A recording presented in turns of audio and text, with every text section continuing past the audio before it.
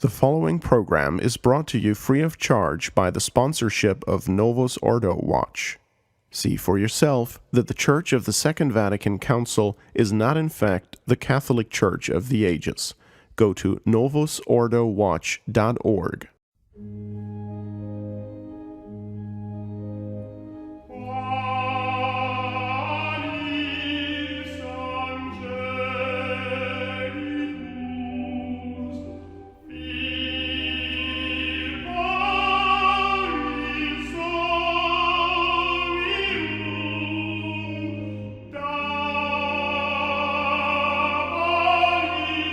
Welcome to Restoration Radio. I am your host, Stephen Heiner, and you are with us for the second in a three-part series on the legacy of Benedict XVI, Joseph Cardinal Ratzinger.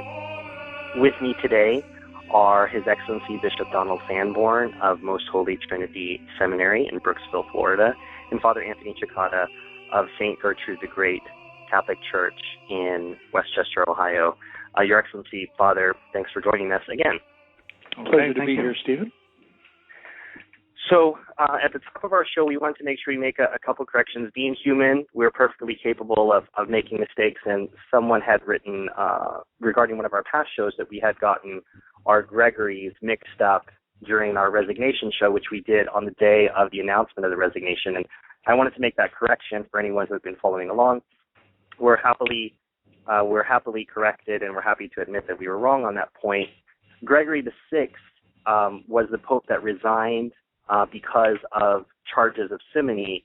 It was Gregory XII that resigned in order to end the Great Western Schism. So, unfortunately, I guess Gregories have a legacy of resigning, but His Excellency simply got those Gregories transposed in his mind. But we thank the listener for the correction, and we wanted to offer that.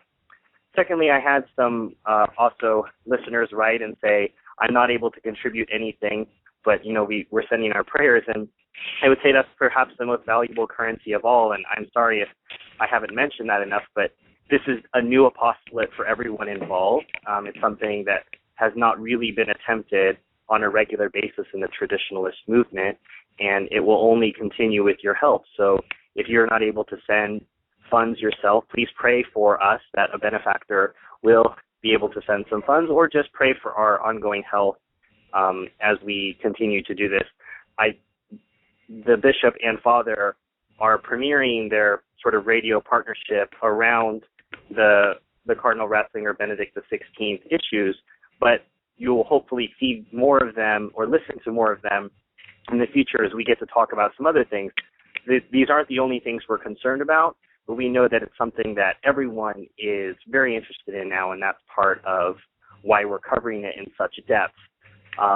We really don't think, frankly, 3 shows are enough to cover all of the problems of Benedict XVI and, before he was Benedict XVI, Cardinal Ratzinger, but we can at least give you the highlights, or as Bishop Sanborn would probably call them, the lowlights of the last 5 to 10 years. For those of you who've never listened to us before, our show is called Restoration Radio. We attempt to look at philosophy, theology, and other parts of culture and religion through a traditional Catholic viewpoint. And this show is part 2 of a look at the non-pontificate of Benedict XVI, and this would be spanning the years 2005 through 2013. So we'll get right into it. Your Excellency, in 2005, we had a speech that the new claimant to the papacy gave to the Curia on hermeneutics. Now, what does this word mean, and what did that speech mean? Well, hermeneutics is from a Greek word which simply means interpretation, and this is one more case in which modernists use big words to say something very simple, and they therefore attract a certain attention and a certain respect from the average person who thinks that they're very well educated because they're using the word hermeneutics instead of interpretation. So it just means interpretation and your method of interpretation. And the speech that he gave in 2005 was very significant because it was the first sign of an admission that Vatican II had gone bad, that things are not going well. And he mentioned that there's been a lot of negative effect of Vatican II.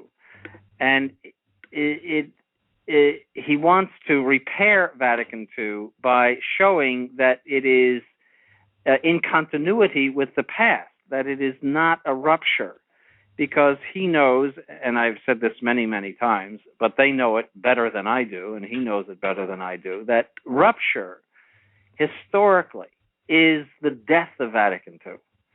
If it is considered rupture by generations that are to come and who study it with more objectivity than we do, if they say, oh, this is rupture, it is dead.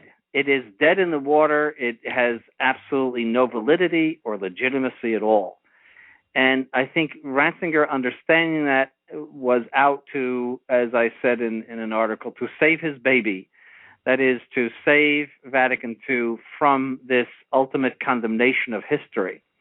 And so he said to the Curia in 2005 that we need to have the hermeneutic of continuity, that is the interpretation of continuity, that is where we are understanding Vatican II as something that is in conformity with, what they consider to be in conformity with tradition and not a rupture with tradition. And I put a qualifier on that because their idea of continuity is not our idea of continuity. Their idea of continuity is that there is a true change and evolution that takes place, but there is a certain continuity of organization. There is essentially an evolution that is not too difficult to swallow. Whereas the rupture people like Hans Kung and people like that would say, well, let's do away with the past and completely and simply go on with the future. And so he is distancing himself from that approach in order to save Vatican II. So it was a very, very significant speech. I had never seen anything like that from anybody that was walking around the Vatican buildings, has been walking around the Vatican buildings since 1960. It was just a milestone of a speech, and really his whole his tenure in those buildings for the past 7 years or so has been really that has been the main theme of it, or at least one of the main themes is to save Vatican II by proposing that it is something continuous with tradition, and it's very much linked up with his overtures to the SSPX, the Society of St. Pius X. I would agree with that too. That it's if you wanted to find a theme, an overarching theme that he keeps on sounding throughout all of his speeches, it's that we have to look at Vatican II with the eyes of something that is continuous with the past, and we can't adopt the idea that was very common in the interpretation of Vatican II after the Council, and that continued to be common, and sort of the paradigm for looking at what went on in the Church, that it was something new and something that essentially was discontinuous with the past, that it was a new springtime for a new vision of the Church and a new vision of Catholic doctrine and theology and discipline. It keeps on coming up time and time again in his speeches. Nicholas Wansbutter here, parachuting in, Your Excellency and Father. The thought that came to my mind as the two of you were giving that description is when we think of the legacy of Ratzinger / Benedict XVI, to me, this is one of the most important parts in that it's what's made him the most dangerous, because this hermeneutic of continuity is what has allowed a lot of traditional Catholics to be kind of hoodwinked and think, oh, this is some good traditional individual who's bringing the church back away from Vatican II or towards this so-called traditional interpretation of Vatican II. Yes, well, that is the danger. But by raising the issue of continuity versus rupture, he actually got people, I think, to think about the question. And it's very interesting. You find people who are in what we would call the mainstream of the post-Vatican II church, writers who say, well, show us the continuity. We don't see the continuity. That we see a rupture here instead. And indeed, he's been challenged on that a number of times. Yes, Monsignor Gherardini actually put a set of questions to him to answer, and that was one of them. Where is the continuity? And it's like a unicorn. There's this interpretation of Vatican II that is in continuity with the previous teaching of the Catholic Church, and he never comes up with it. Yet it is an agonizing issue for the Society of St. Pius X. They had discussions for years over that very question. Now, what is the purpose of the Roman Pontiff except to settle theological disputes? And if he could settle this whole thing that is going on, this whole discussion about what the interpretation of Vatican II is, why doesn't he do it? Does he have some secret formula whereby it shows continuity, that you can achieve continuity between the condemnation of religious liberty as an insanity by Pius X and then its canonization as a rite that derives from revelation itself that we find in Vatican II? I mean, you would have to be pretty smart to, or whatever. I think you've hit on it, Your Excellency. It's sort of like Nixon's secret plan to get us out of the war, or to win the war. The secret plan for continuity, which is as yet unrevealed. But the remnant crowd will always be waiting for the other shoe to drop. Those of you who are interested in calling, we're going to try to get through a timeline of sequence here, and we'll start taking calls in the second hour. So if you'll be patient before calling in, to wait till we get, and I'll make an announcement and let you know when it'll be okay to call in and ask questions. In the meantime, I have to keep us going. We started in 2005. The next year, 2006, we saw another, I would say, rupture when we watched Benedict praying in a mosque in Turkey. I'll leave that open to both His Excellency Father and Nicholas. What can you tell us a little bit about the event and what this means? Well, not only was it praying in a mosque, which is already an act against the first commandment of God. I am the Lord thy God, thou shalt not have strange gods before me. So that's already a mortal sin objectively. But he prayed toward Muhammad's tomb. He turned toward the tomb of Muhammad. Now, St. Thomas Aquinas says that to pray before the tomb of Muhammad is an act of apostasy.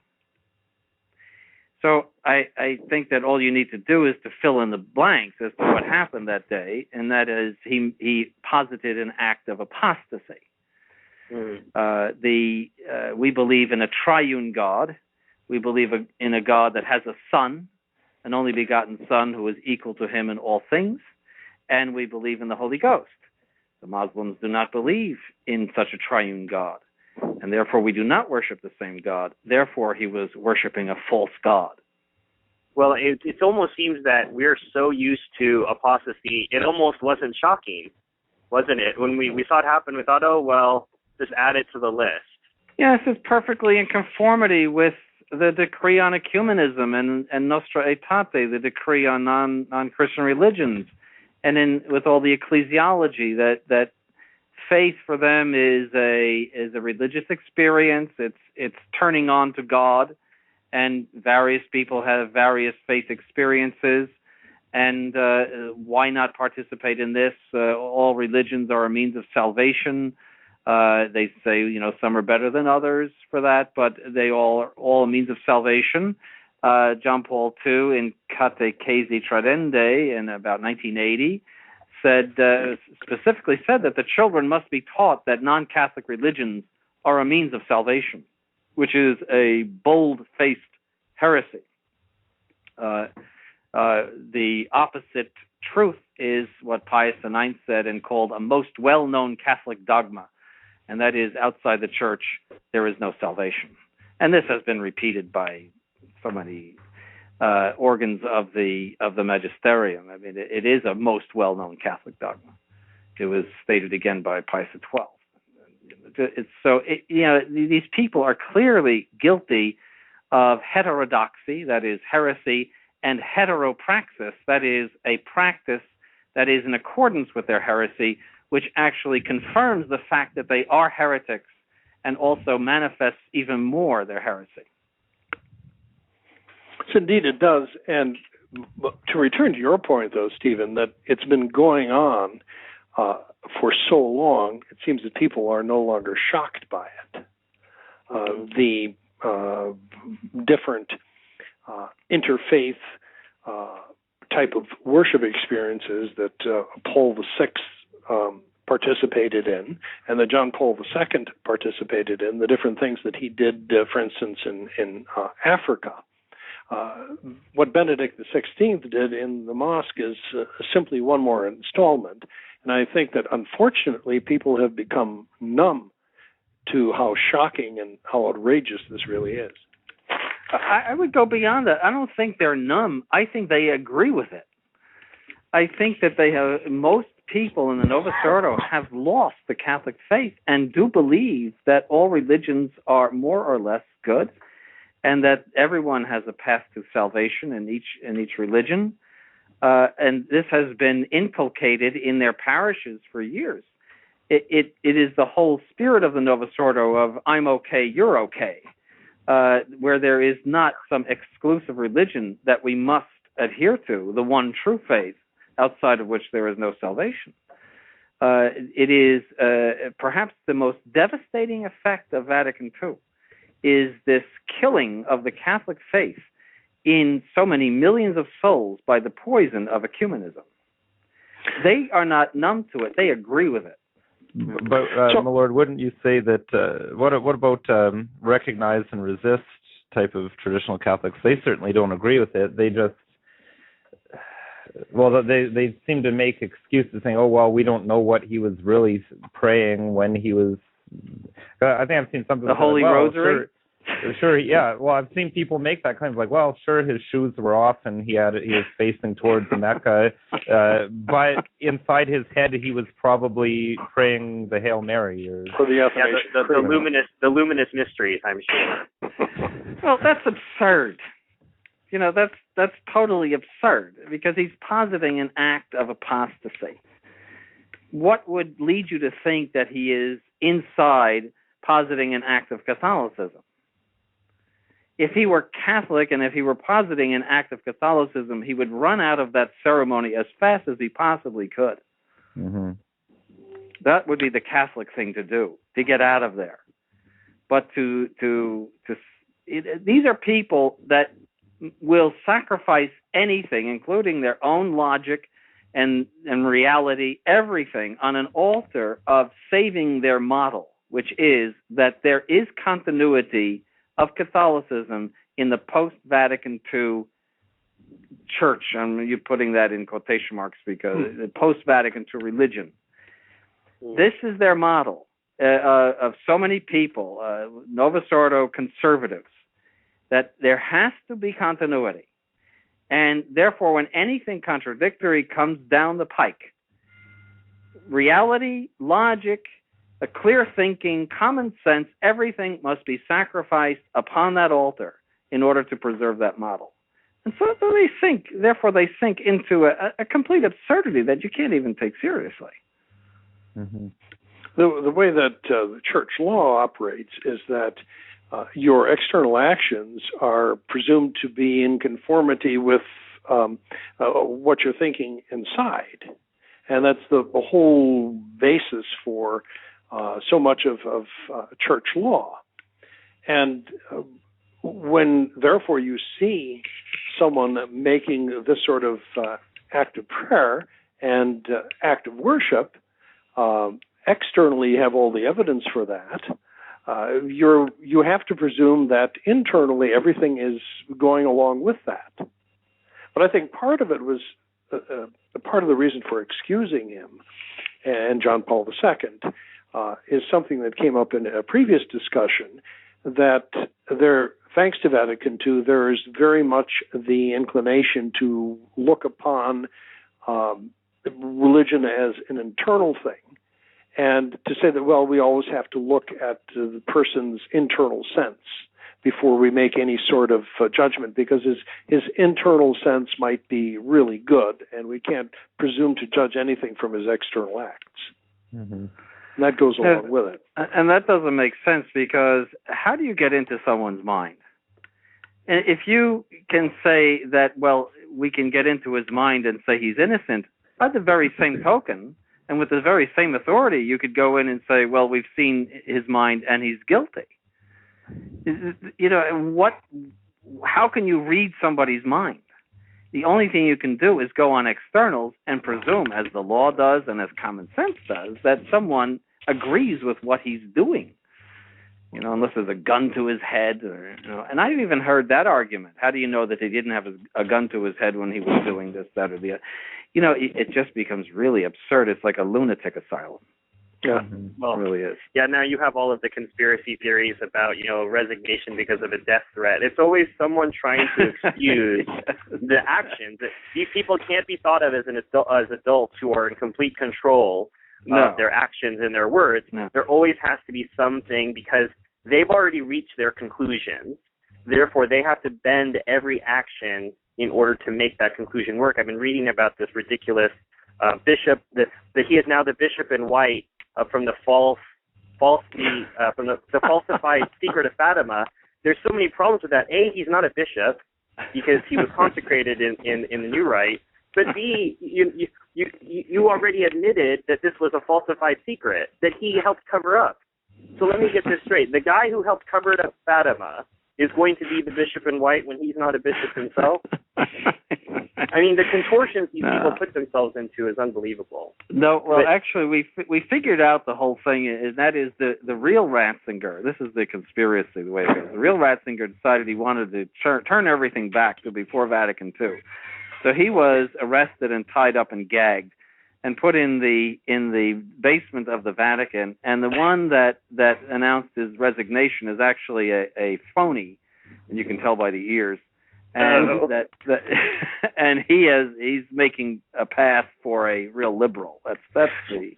For those of you who are too young for this, His Excellency is recycling the old Paul VI theory, especially regarding the ears. The prisoner of the Vatican. Stephen, even Archbishop Lefebvre joked about that one. He said that the real story on the death of John Paul I was that he went into the basement of the Vatican and had a heart attack when he ran into Paul VI, who was still alive.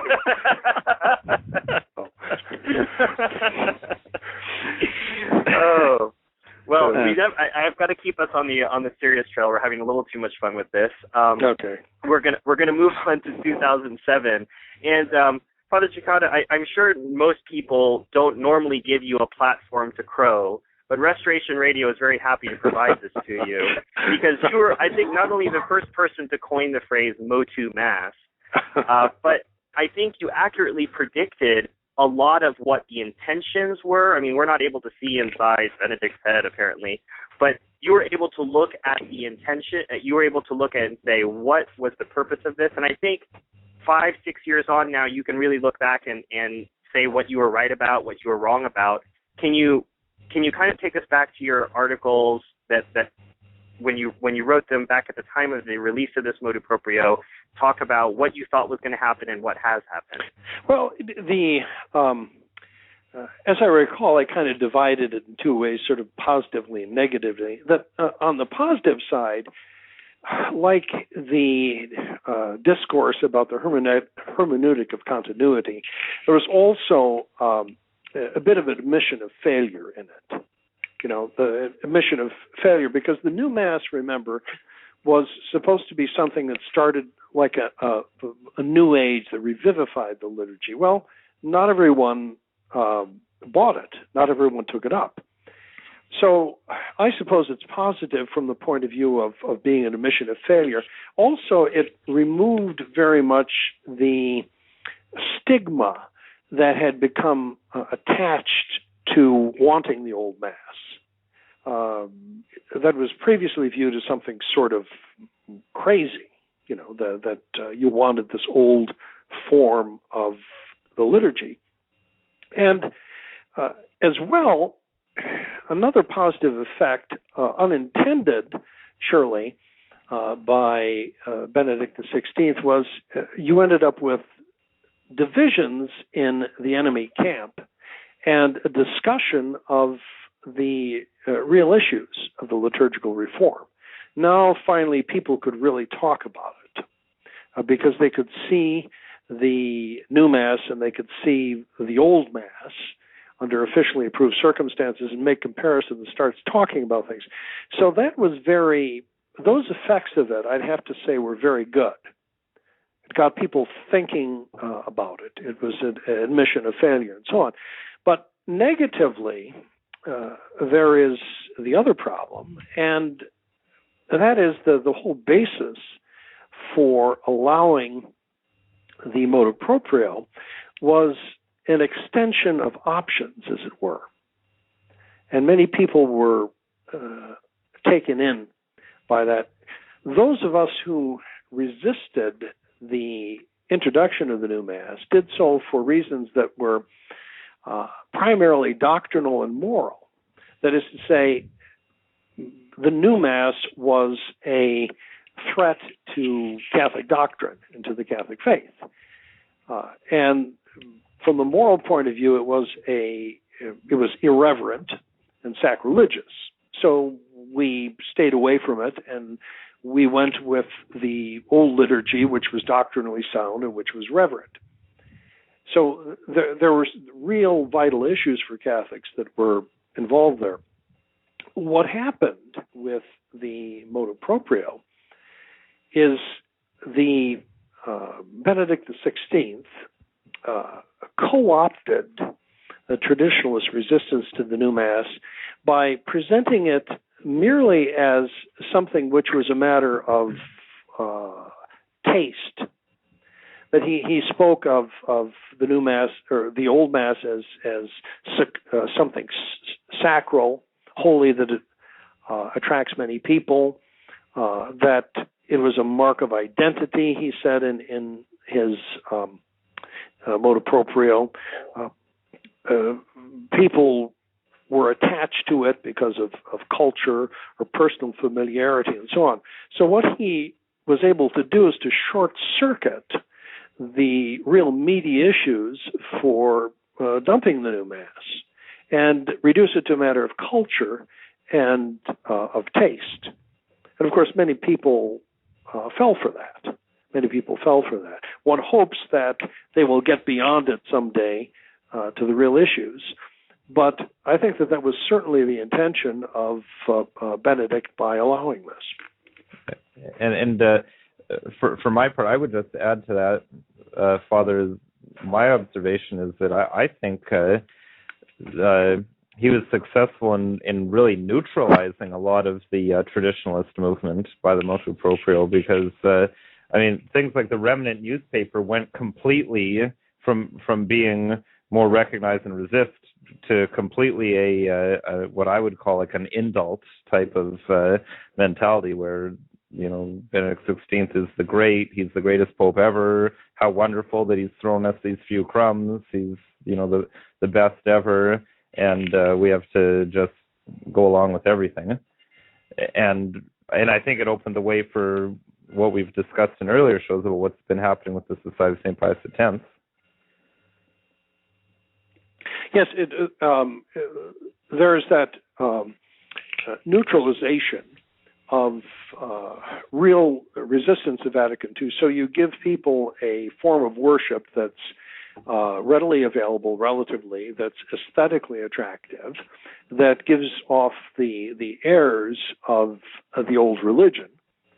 And they mistake it for, they mistake the worship for the old religion itself, when there's more to it than that.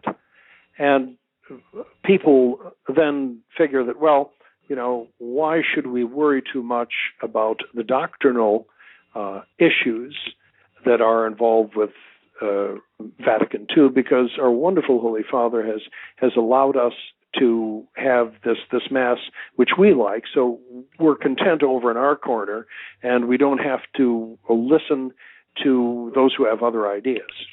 But they've all been pulled into the big tent of the one world religion. You see, most people just want to go to Mass. They really don't want to get involved in dogma and theology. They just want to go to Mass and fulfill their basic obligations of religion. So if he has solved the Mass problem for them, they're happy. They can go back to their churches and they don't have to worry anymore. They don't have to go to Holiday Inns and they just find an easier path. That most people are like that, and that's the way they're drawn in. That's how they were drawn in during the Reformation. They just went to their parishes. They little by little they became Protestants. They didn't wake up one day and decide I'm going to be a Protestant today. Most of them.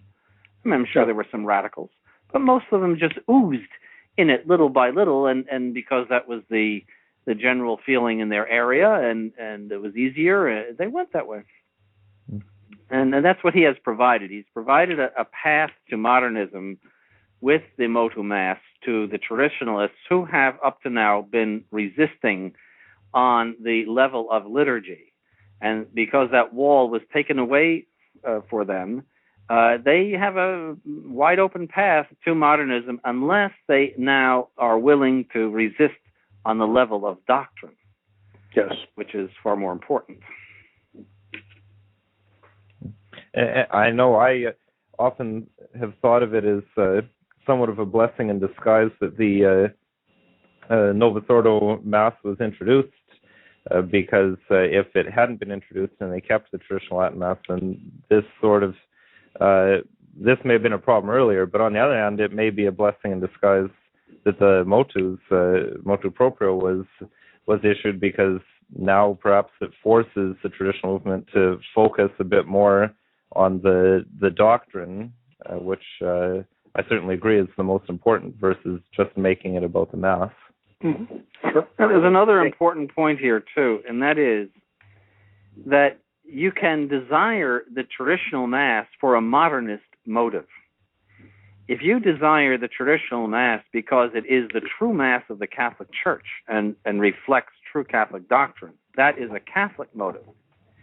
But if you desire the traditional Mass because you like it better and you don't like the new Mass, then that you are a modernist, actually, in picking the traditional Mass, because you're saying, well, this corresponds to my feelings. This is what I feel. This is what I like. But I don't object to what other people like, too.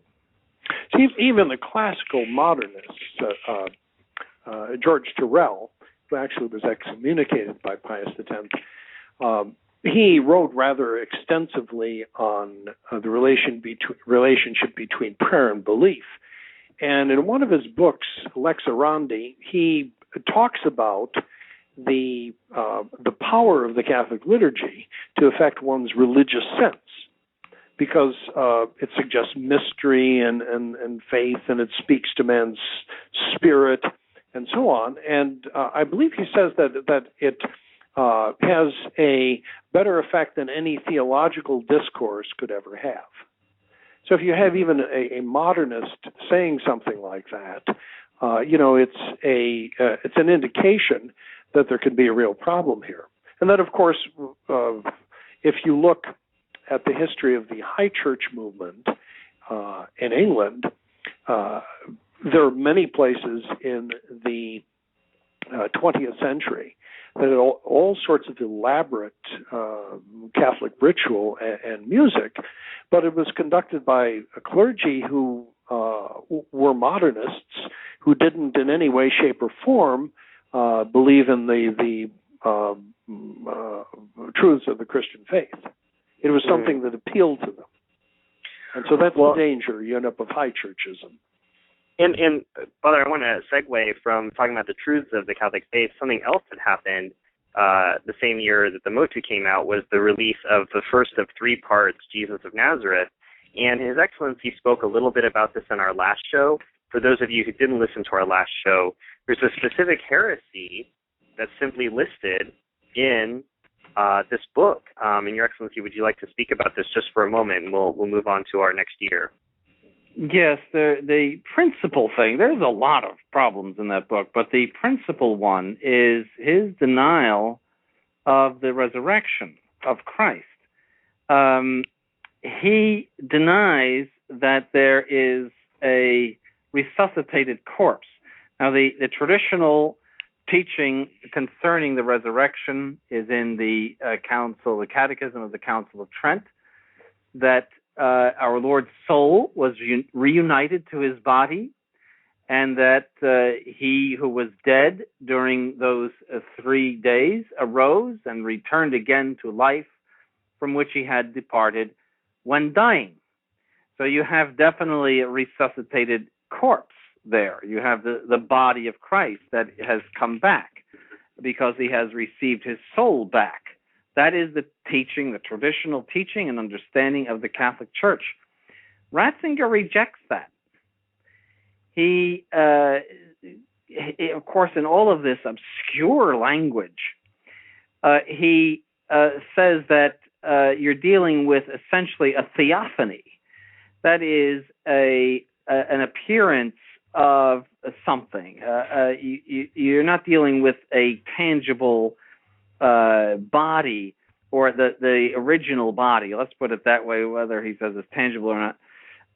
You're not dealing with the original body of Christ. You're dealing with experiences of the apostles of a risen Christ. This is he goes on and on. It would take the whole show to analyze this. But for example, he says, therefore, the resurrection of Jesus is not an isolated event that we could set aside as something limited to the past, but constitutes an evolutionary leap. The resurrection accounts certainly speak of something outside of our world of experience.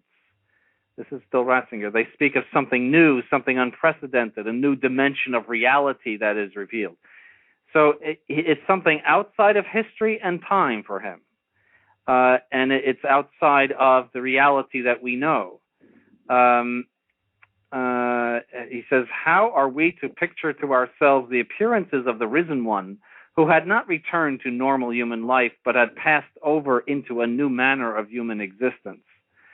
Now, this is contrary to the gospel, where our Lord was precisely proving that he had risen, that he was tangible.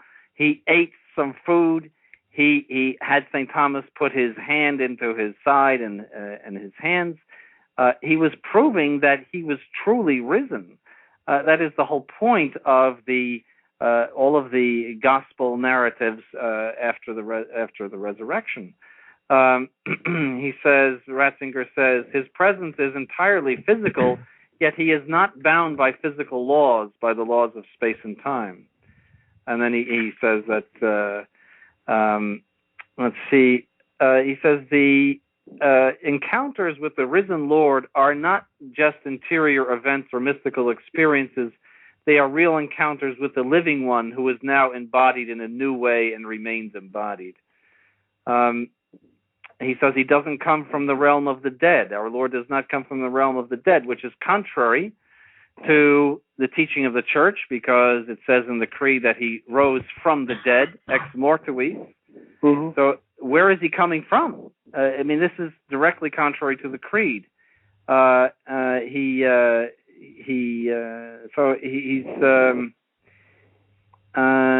he mentions evolutionary leap. He says, essential then is the fact that Jesus' resurrection was not just about some deceased individual coming back to life at a certain point, but that an ontological leap occurred, one that touches being as such, opening up a dimension that affects us all, creating for all of us a new space of life, a new space of being in union with God. All sorts of things. This is a rehash of what the modernists said concerning the resurrection of Christ, that it was something outside of history, that it was some new event, a new kind of event that could not be verified by normal historical methods of verification. And that was condemned by St. Pius X in Lamentabili Sane, which was his motu proprio, condemning, he says, St. Pius X says, he condemns this proposition. The resurrection of the Savior is not properly a fact of the historical order, but a fact of a purely supernatural order, neither demonstrated nor demonstrable, and which the Christian conscience gradually derived from other sources. And another condemnation, faith in the resurrection of Christ was from the beginning not so much of the fact of the resurrection itself as of the immortal life of Christ with God. I mean, that's pure Ratzinger. Pure Ratzinger. So he's just repeating what the old modernists said, and which is, just a rehash of something that's 100 years old. One thing to point out, Your Excellency, we talked about this, and it may have come up in a previous show as well, that instead of stating things clearly, you get this great ocean of what you could call poppycock, and obscure language darting back and forth, whereas the statements of something like the Catechism of the Council of Trent are, eminently clear when they talk about these different aspects of our faith, when they talk about the resurrection. Yes. But the danger always with modernists is that the way they speak, the average guy gets the impression that it's very, very profound and very deep. But in fact, it's simply obscure, and it's intentionally obscure, and it's poppycock. Yes, and it never makes a point. There's an old saying, the devil hates points. It never makes a point. It leads you down a path, and it suggests things to you, and the effect being that you're a modernist when you arrive at the end of the path, but it never, or at least seeks never to state a heresy clearly, but it leads you into heresy. It's something like the new Mass. Yeah. It without, you would be hard-pressed, although at the beginning there was a blatant heresy in it, but you'd be hard-pressed to go through the text of the new Mass and say, here's a heresy. But it leads you into it. It's suggestive and draws you right down into where you should be, the denial of transubstantiation, the denial of the holy sacrifice of the Mass, the denial of the priesthood, by corrupting it in your mind. And that's the same thing that modern theology does. And the way it works is, as His Excellency said, is by suggestion, and they never give you a directly contradictory proposition. They'll never say that, well, we do not believe in the physical resurrection of Christ. They, by suggestion, they lead you to contrary propositions, to suggest something that, some belief that if you embraced it would destroy your faith in the resurrection as the Church has always understood that. And that is why they use the obscure language. Yes. Yes. Now, speaking of obscure language, sorry, I need to try to keep us moving along here, since there's a whole lot to discuss, a lot of things that have been done. But one thing I wanted to talk about briefly, I know it was mentioned in the last show a bit, was the following off the motu proprio on the Mass. There's the change in the Good Friday prayer. Was as we move into 2008, that was one of the first things that was done in 2008. It was January 21st, 2008, when that change came out. Yes. That was an attempt to to alleviate the Jewish problem there. I mean, because the old liturgy, even the 62, called for the conversion of the Jews, that the veil be taken away from their eyes. And, well, that, of course, sparked all kinds of controversy. So he changed the Good Friday prayer to some very odd thing about Jews coming in at the end or something like that. And well, the new prayer that he has now says, "May our God and Lord enlighten their hearts so that they may acknowledge Jesus Christ, Savior of all men. Let us pray, let us kneel, arise, and it says, Almighty and everlasting God, who desires that all men be saved and come to the knowledge of truth, mercifully grant that as the fullness of the Gentiles enters into thy church, all Israel may be saved through Christ our Lord. Amen." Yeah, what that means is, I wouldn't even venture to. The most charitable thing to say to those people is that you should recognize the true Messiah as your king, and that is charity to them. It is not a charity to them to leave them thinking that the Old Testament and adherence to the Old Testament is going to bring them eternal salvation. Mm-hmm. But see, the thing that wasn't mentioned on the last occasion when this prayer was brought up is how, again, traditionalists, or people who call themselves traditionalists, reacted to this. Now, my understanding is that the Society of St. Pius X never did adopt this prayer, although I'm not sure that there was ever a formal pronouncement from their leadership on that regard. All I could find when I researched it was that apparently in a sermon at the priests' meeting in Ridgefield, shortly after this, Bishop Fele said that they were not going to use this, but the remnant, who I referenced earlier, is saying that in my view they completely jumped into the tent with the modernists after the motu proprio was issued. Chris Ferreira, one of their well-known writers, is calling this a masterstroke and a masterpiece that Benedict XVI came up with this, because it clearly calls for the conversion of the Jews, and Abraham Foxman was outraged by it, so therefore that's proof that this is a fantastic prayer. Yeah, you have the to traditional. Go ahead. Go ahead.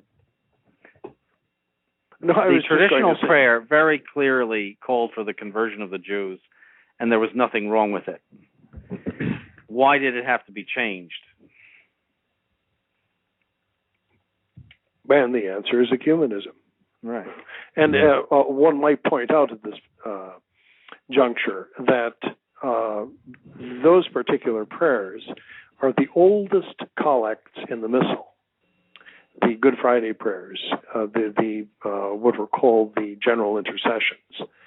And it is really shocking from the point of view of the history of liturgy that they would tinker with something like that, but they did, because ecumenism is the new paradigm that Vatican II established. So they would have to do it. Yes.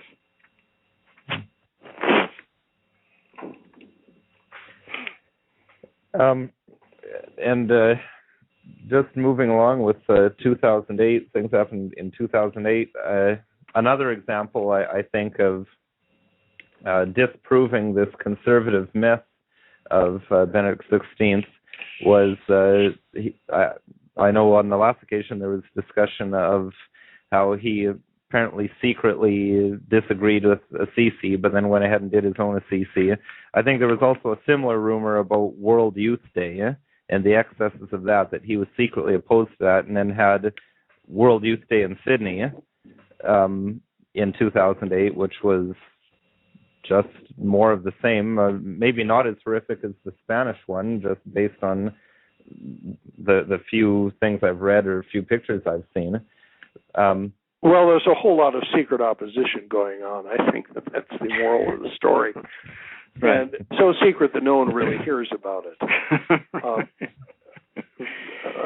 There was it's the same old thing. Because that doesn't fit into the model of the Novus Ordo conservative, then the secret thing comes out. It must be a secret. So anything to preserve Benedict. Mm-hmm. But when you talk about the this goes back to what you were talking about with ecumenism. Was these World Youth Days? Doesn't even mention. There's no God mentioned in the title. Just World Youth Day. Nothing to do with our Lord. That this is supposed to help evangelize the youth and bring them along. And over we've seen this hasn't been the case.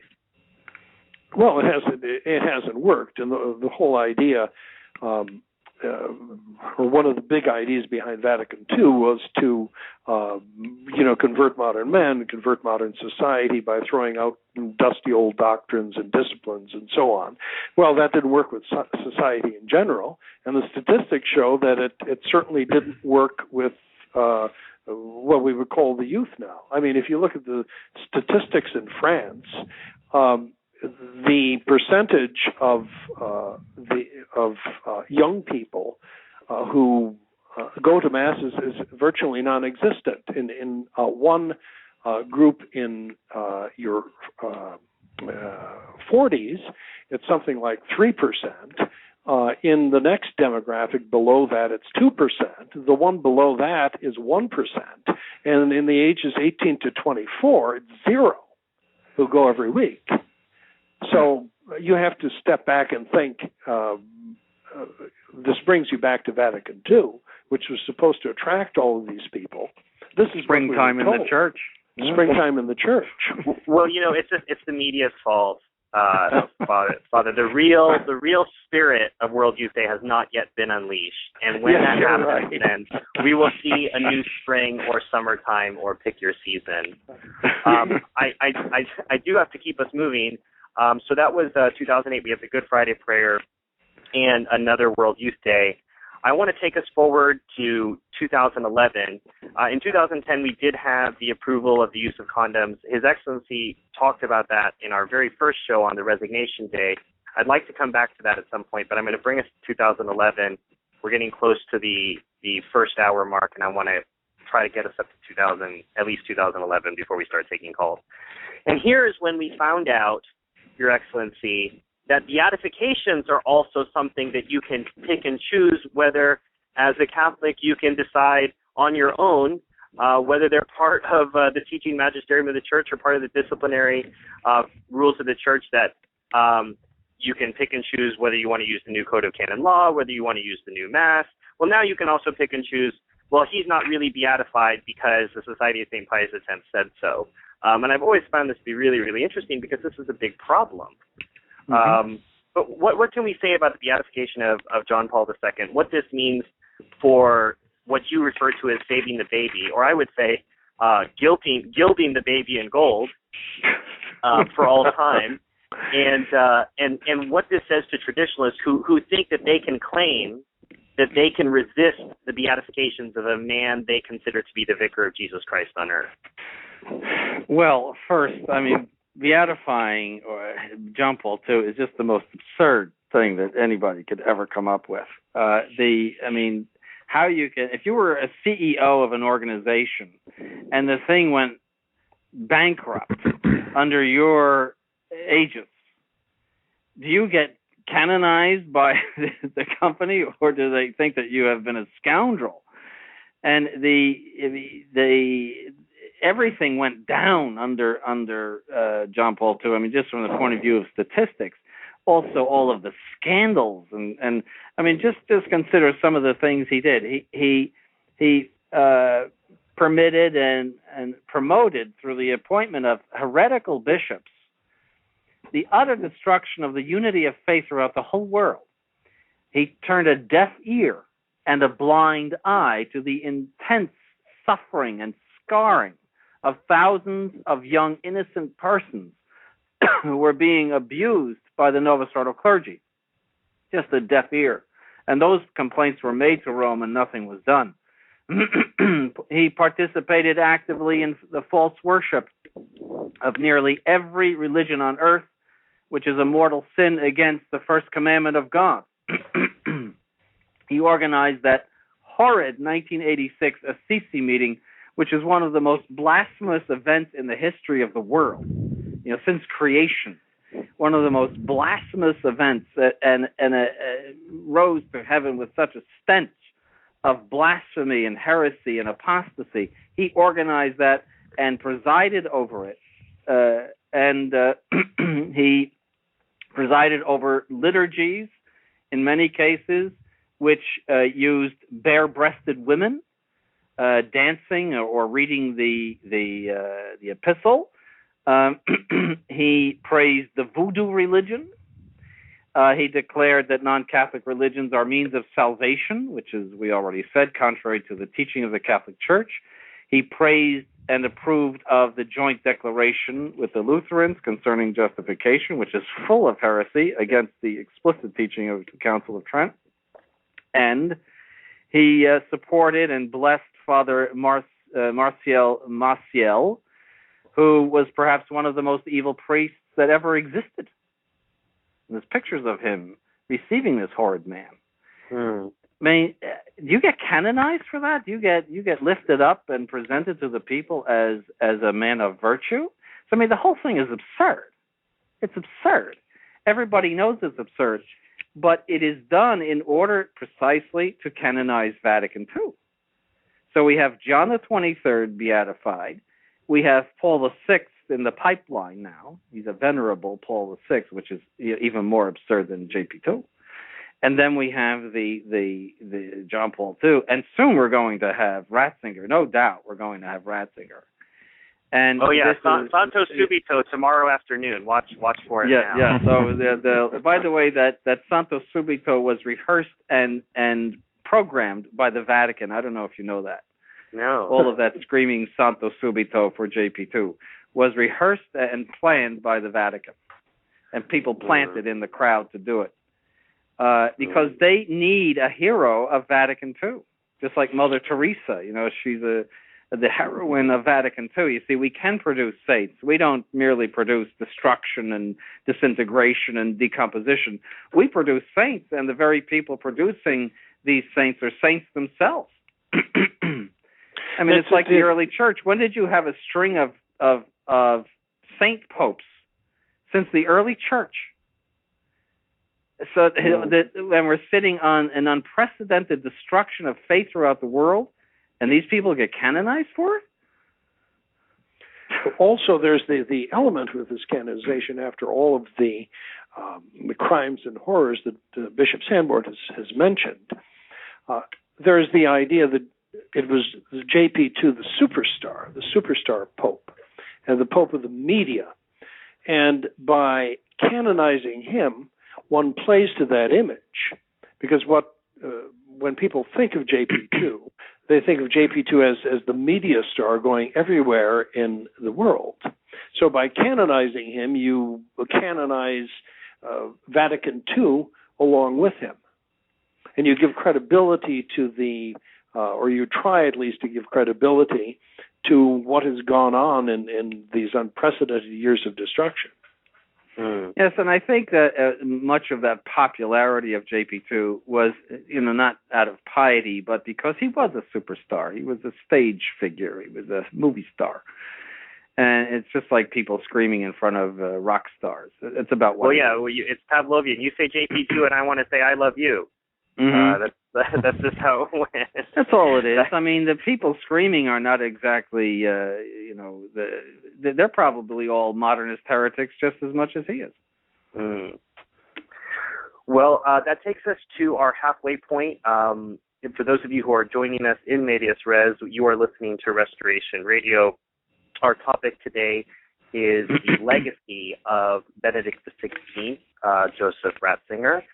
And we're covering on today's show, which is the second part of a three-part series, the years 2005 through 2013. And we're doing the show today because the application is tomorrow, and everyone will be sedevacantist tomorrow around 2 p.m., I think. Eastern time. Some of us more than others, world. Stephen. Yeah, some of us more than others. No one's going to try to outset AU, I'm sure. But those of you who are joining us, our guests are His Excellency Bishop Donald Sanborn, Father Anthony Cekada, and helping me today, normally he's got always busy during the workday, but he's able to join us for a few minutes at least. Nicholas Wansbutter. And if you'd like to call in now to ask either His Excellency or Father Cekada any questions about what we've been talking about so far, we'll be happy to take your calls. We also have Twitter open for questions, and we do have a question from Twitter, and Your Excellency or Father, either of you can answer this. I know you have slightly different answers to this, but the question is, if the next electee is not a manifest heretic, there's no paper trail or public heretical talk, is he presumed to be the Roman Pontiff, even if he is a Novus Ordo or Vatican II supporter? Does he need to do more, such as denounce Vatican II and the Novus Ordo, or he's still not the Pope? I'm curious as to how this works. Well, the way I would answer it is that unless he takes that Vatican II book and burns it in the front of St. Peter's Basilica, he's no Pope. Okay. The very clean and straightforward answer. Father, can you top that? I can top it by saying I would say that even if he did that, he's still no Pope. That you would my take, which differs from Bishop Sanborn on the election by the different cardinals, is that the cardinals themselves are not validly appointed. So I wouldn't recognize his election as being a valid election. I would say, however, as I think I said before, that there is always the fact that he does occupy the Vatican, and that he is someone who would have to be dislodged one way or another. But I guess that's the simple answer. Bishop Sanborn has one point of view on that. I have another. Well, and along with the documents of Vatican II, part of the legacy of that are things like the UCAT, which also came out in 2011. We talked about the beatification, and UCAT, it doesn't even, they don't even bother to say Youth Catechism. They've got to say UCAT, which was put together by the protege Cardinal Schornborn.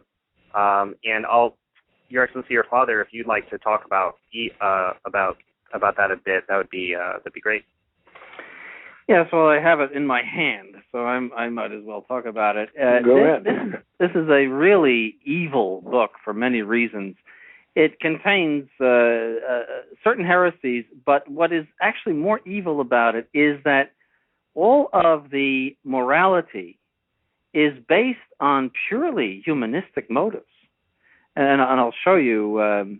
First, it denies original sin. It says, therefore, the term original sin refers not to a personal sin, but rather to the disastrous fallen state of mankind into which the individual is born.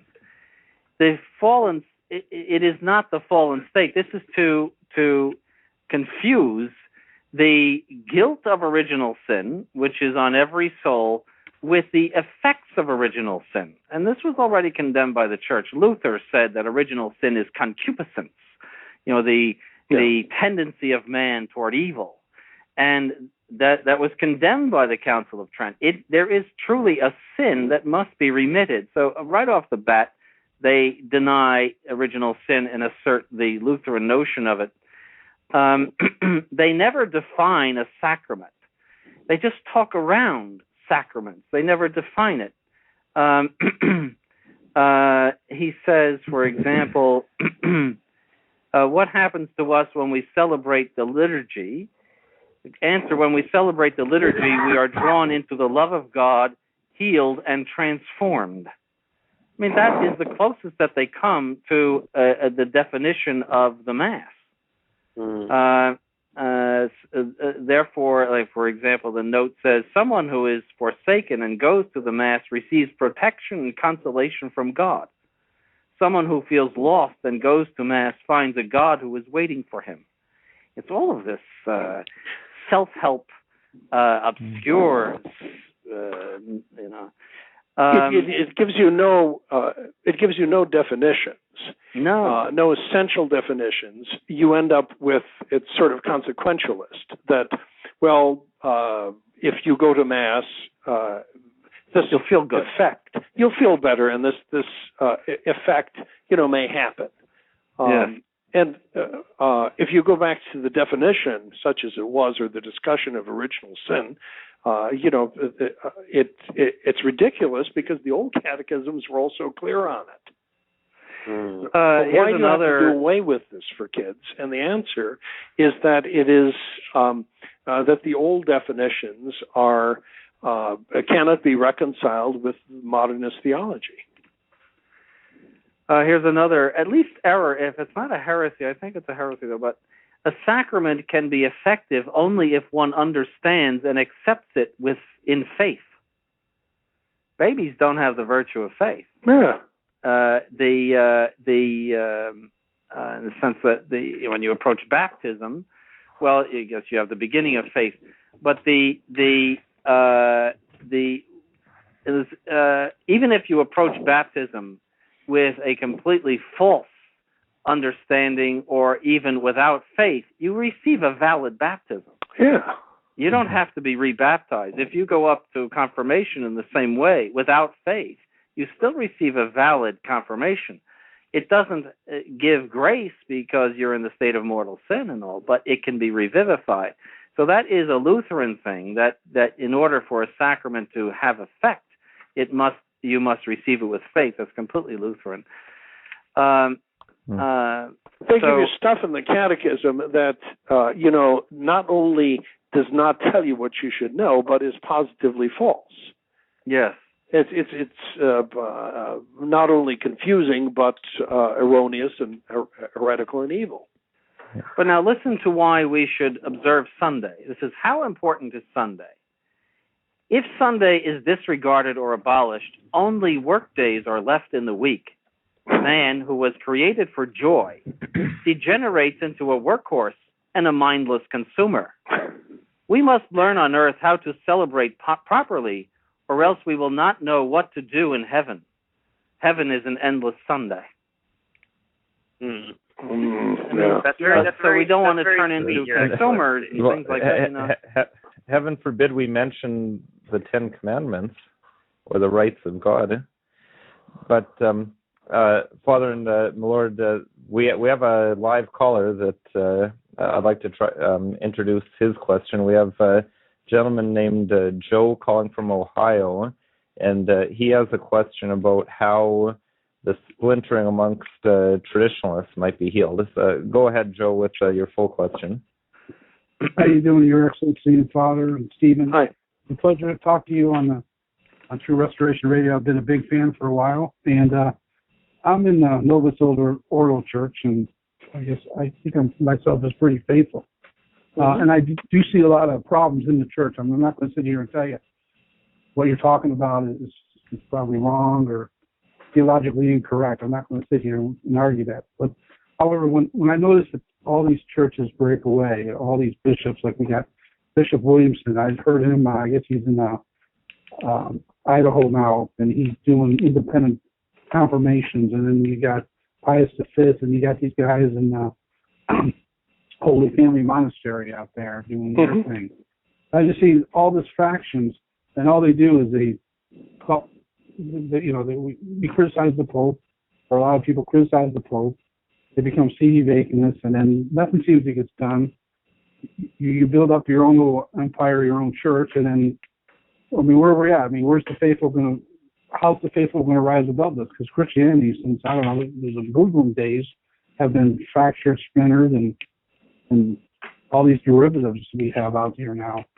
How does it very good, together? Very good question, and it's one that it's a common question that we get all the time. Maybe Your Excellency, you could start on that. Yes, there's a couple of things to say about it first. The answer to your question, how to resolve all of this fighting, is the election of a true Catholic Pope. Period. Yeah. But that said, because we would all just do what he said. Yeah. But that said, you have to understand a few things. First of all, traditionalists do not argue about faith. They have unity of Catholic faith. And that is something that the Novus Ordo does not have. They have a complete dispersion of beliefs, and they are more disunited in beliefs than Protestants are. So there is no unity of faith in the Novus Ordo, and unity of faith is one of the marks of the Catholic Church.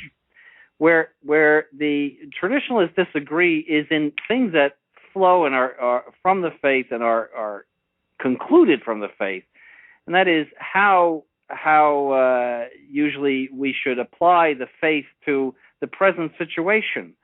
For example, are these men who promote Vatican II, are they popes or not? Then, assuming that they're not for a moment, how do we act toward them liturgically? Can we mention their name in the canon or not? And these are all theological issues which ought to be resolved by Rome. That is the whole, one of the purposes of the papacy is to settle theological disputes. And because we are without a Roman pontiff, we have theological disputes. Not about the faith, but about what we call theology. That is, how to apply the faith and how to conclude from the faith. And so, for as long as there's not a true pope, we're going to have a certain amount of that, even a great deal of it, but it is a sign of our Catholicism because we will not listen to anybody except the Roman pontiff. No one can solve these issues except the Roman pontiff. So the very fighting among traditionalists is a sign of their Catholicism. The only kind of unity that the Novus Ordo has is an organizational unity. It's like one big corporation, but it does not have any internal or supernatural unity. The other thing that I would add, Joe, is that to what His Excellency said, is that if you look at history and you try to apply some of the lessons of history, you see that in situations where the Roman pontiff could not actually exercise his authority, Catholics who maintain the same faith nevertheless fell to fighting as to many practical matters. So if you look at the history of England during the time after the Protestant revolt, the Pope could not exercise his authority there. You had these small groups of Catholics. What happened is that the Jesuits and the diocesan priests ended up battling and even starting rival mass centers. Or if you look at France during the time of the 17th century, the French king wouldn't let the Pope exercise his authority in certain matters to do with religious orders, and I belong to one of those religious orders, the Cistercians, and there was a disagreement among members of the Cistercian order of whether they should eat meat or not. So they fell to fighting. The Pope could not exercise his authority in France over this because the king wouldn't let him, and they fought for 100 years. There were lawsuits and rival monasteries and even fistfights and so on. They agreed on essentials as far as the Catholic faith, but because there was no pope who effectively could exercise discipline over them, they had these other disagreements. But the faith survived, and that's the important thing. Right. I understand that, but once you set up your own, I guess, your own congregation, and you separate yourself from the Pope, that means, you're not going to deal with them, because I guess right now with the Pious Defense Society, they're trying to, Rome is trying to reconcile with them. I don't know all the ins and outs of it. There's a lot of rumors you hear on the internet and such, but there's some effort there. So, but he's trying to become, I guess, to rectify their situation through negotiations, and there's a stoppage for some reason. I don't understand the whole theological consequences of that. But then what I'm afraid of is that, mostly when you see these breakaway units, sometimes after a while, they spread out further and further, like the Lutherans or something. They're ordaining women and they got gay priests. I'm not saying it's going to happen with your organization, but you don't know what's going to happen 100 years from now. I mean, we don't know. But it's one of the consequences of absence of true authority in the Novus Ordo Church. And the important thing is, the important part of our apostolate is to, in fact, maintain the faith as best we can. And we're doing essentially what we describe as a holding action. It's it's not going to be perfect in any way, shape, or form.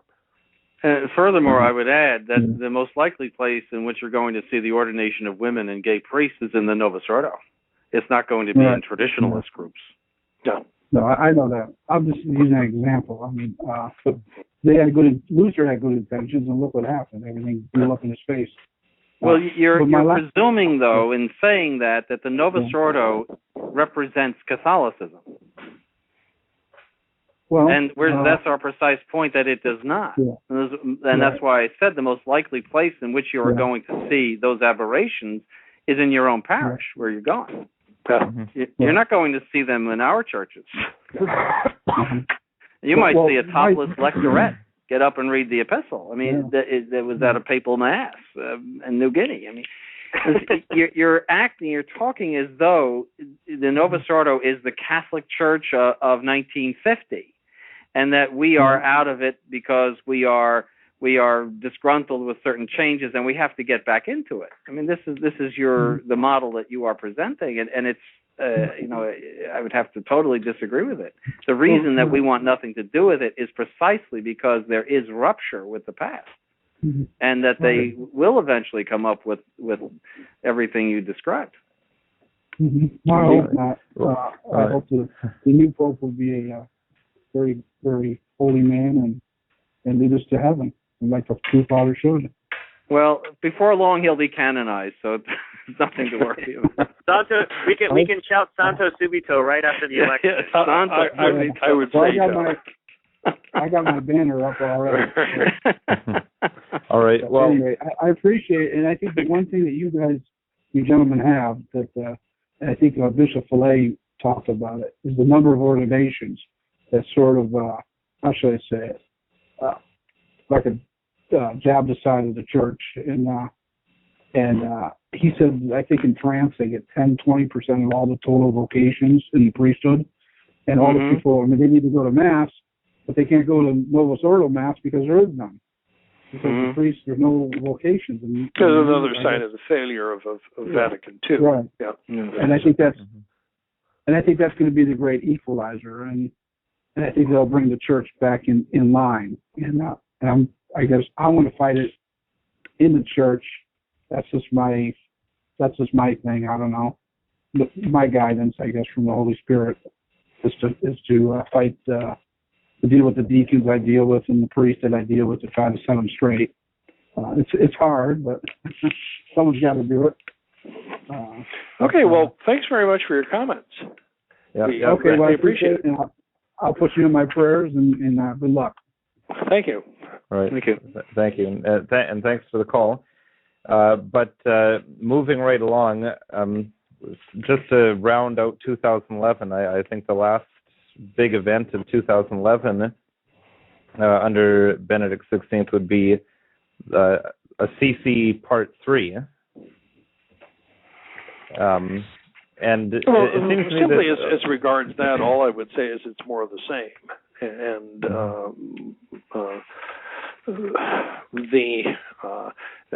more of the same, but perhaps diluted. And wrapped in a bit of more Catholic trappings in a way, because a lot of the commentaries I read from at least mainstream media or Novus Ordo is that their view was that Benedict XVI took great pains to avoid the impression that there was unified prayer at the event, and tried to assert the theological differences. And I know a lot of people made a huge deal of his chair was slightly taller than everyone else's, or something like that. So therefore, this made a CC3 not as bad as the previous ones. Well, I'm sure that Mohammed will bless him.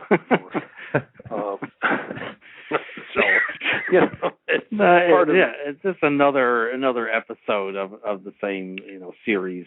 That's all. Yeah. And I can't help but think a little bit about our last caller, Joe. I was definitely in your world at one point in which I conceived of the Novus Ordo Church as the church, and I would make a comment like, "I've got to stay in the church, and someone's got to do it." And I have to tell you, there's you're not in the Catholic Church. The Novus Ordo Church has all of the properties. They have the Vatican. They have control of all the media. Even the non-Catholic media recognizes them as the Catholic Church. And you have to keep in mind that I go back to St. Athanasius's letter to his congregation, and he says, they have the churches, but you have the faith, but we have the faith. And you have to ask yourself, is your definition of Catholic holding the property deed to your local Novus Ordo Church? If that's your definition of Catholicism, then for sure you're in Catholicism. But I have to disabuse you of the notion that you are in the Catholic Church. I promise you that you are not. You are in something that is a counterfeit Catholic Church, and its great victory, and it's winning over good-hearted people like yourself who are trying to do the right thing, is getting them to believe that they're fighting for the truth inside what they think to be the Catholic Church, but they're not.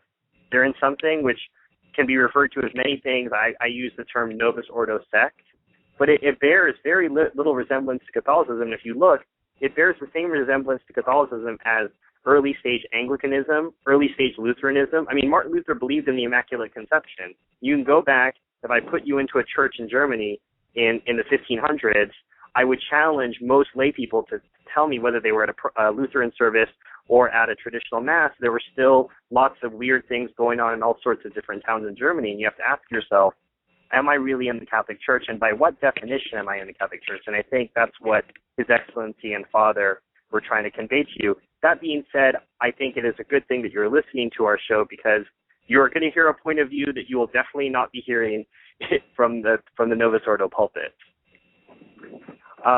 Along with that, we move into 2012, and here we have the 50th anniversary of Vatican II. This is the council that has defined the Novus Ordo Church.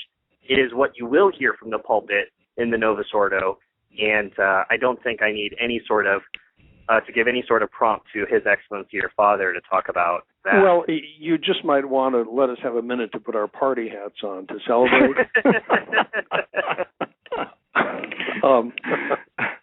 But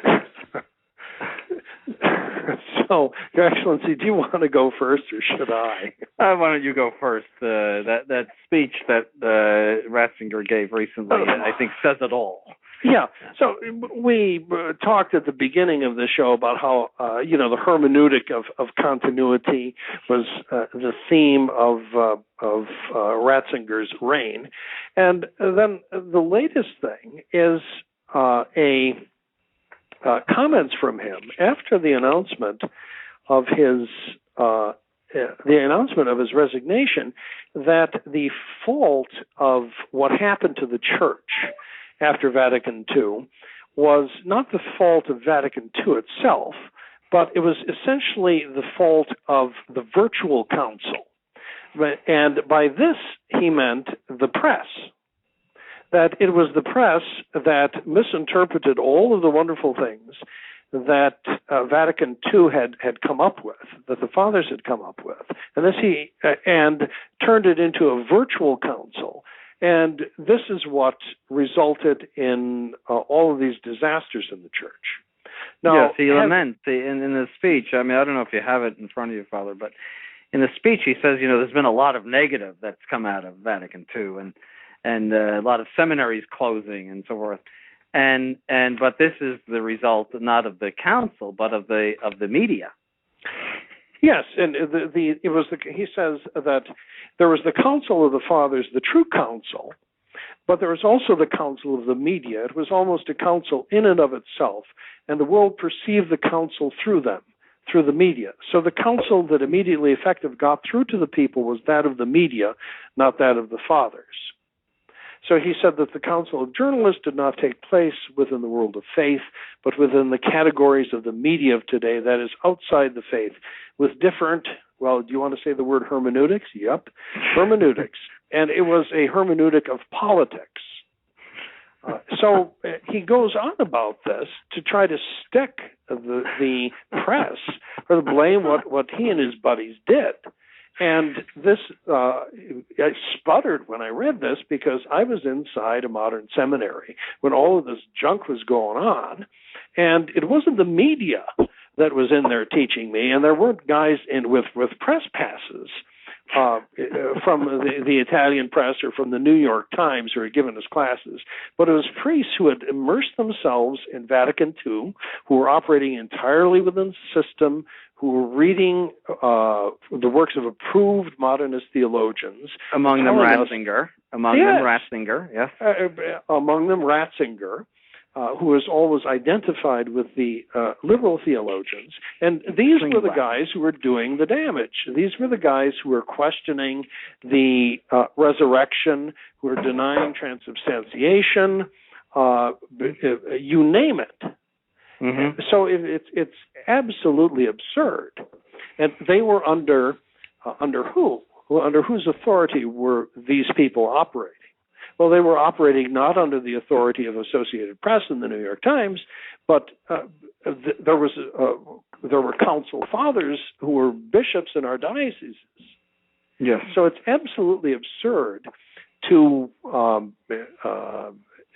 shift the blame to something else. I mean, I'm still sputtering about it. Your Excellency? It is. Well, I mean, when I read it, I thought, what is he smoking? Yeah. This is the most absurd thing that I have ever seen anyone say.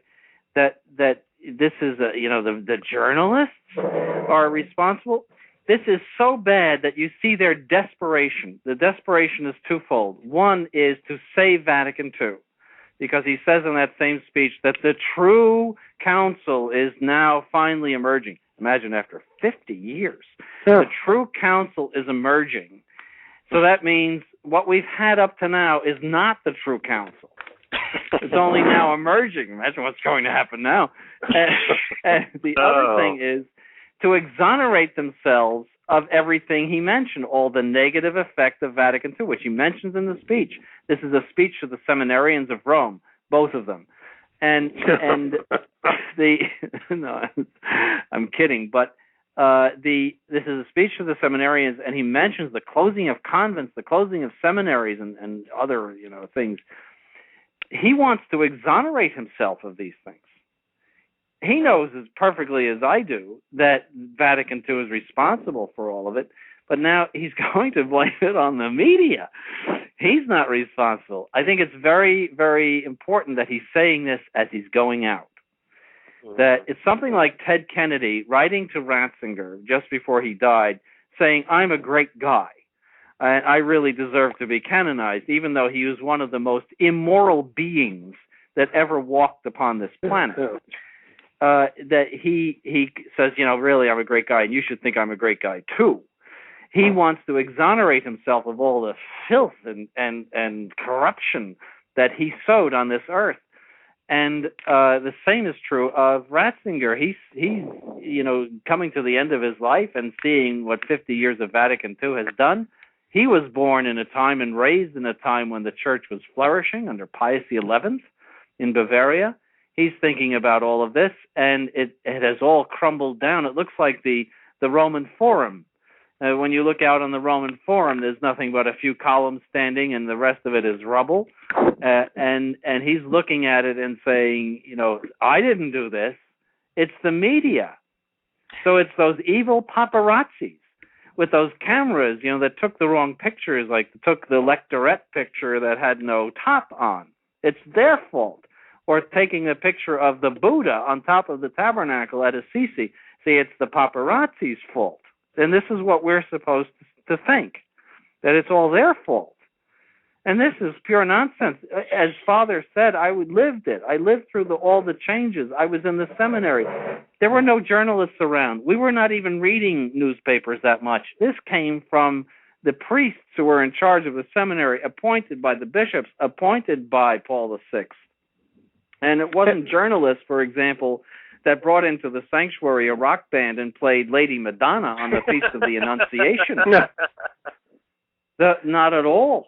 that is the point in the seminary where I was just sitting there and decided this is not Roman Catholicism.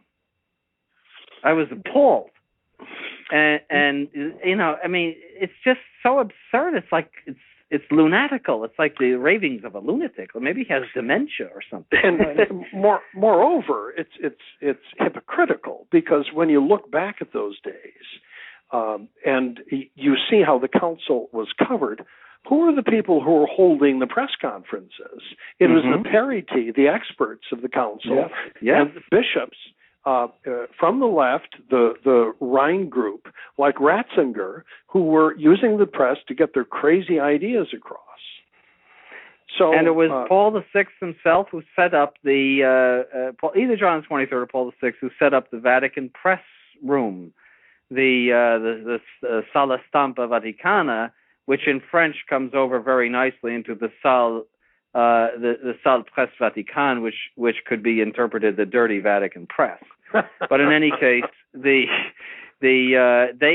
set up the press agency so that communiques could be given out precisely to the press, what they should write. So how can they blame it on the press?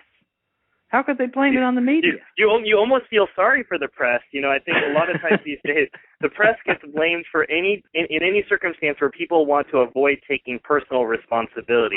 I'll blame it on the media. Well, it's the media's fault. They blew this all up. It has nothing to do with my murder of my wife. I mean, if they just hadn't reported it, it wouldn't have been so bad.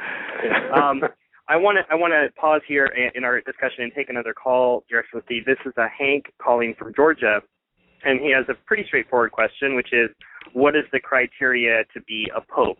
Is that right, Hank? Yes. I've heard that even a layman could be elected pope. So is there any specific criteria? Does he have to be a priest? Does he have to be a bishop? You have to be a Catholic. That's number one. You have to be Catholic. Catholic. I mean, you go back to some of the medical, those things back there. Is there? You have to have the use of reason, obviously, to be able to function in the office. So it's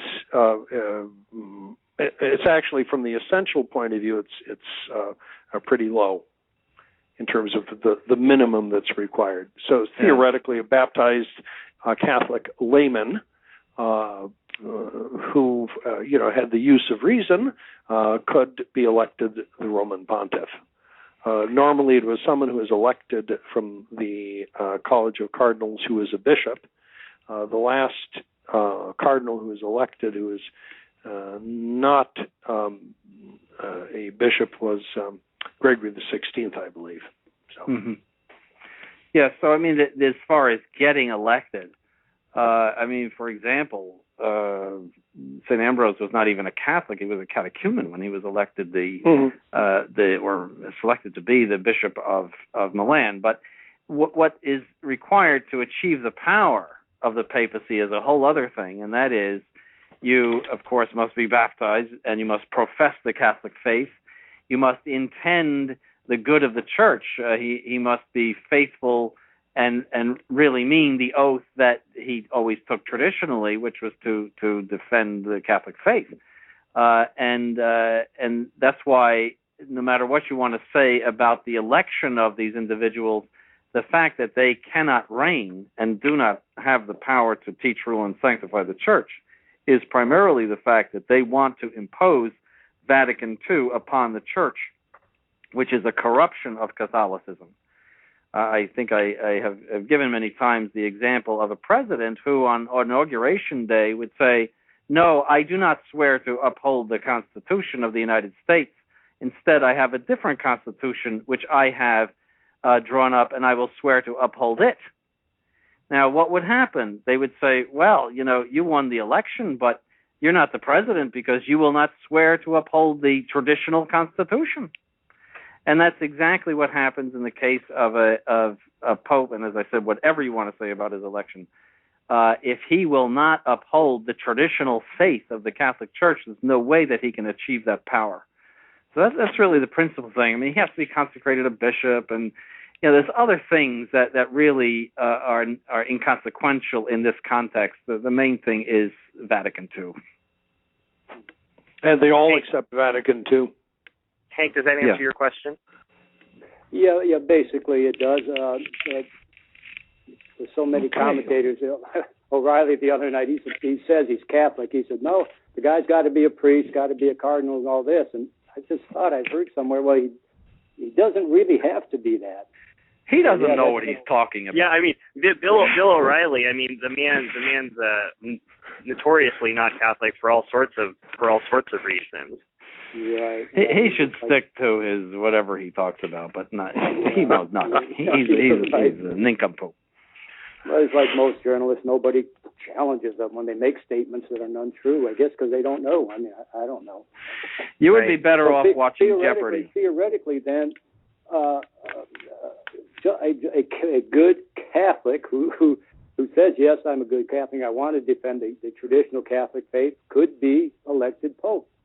But practically, I guess that's never going to happen because the guys that elect them don't see that or don't think that same way. Well, they might say, "Oh, I intend to promote the Catholic faith," but they have to intend it objectively, and by that I mean they can't propose what they think it is. They have to have the intention objectively of proposing what it is.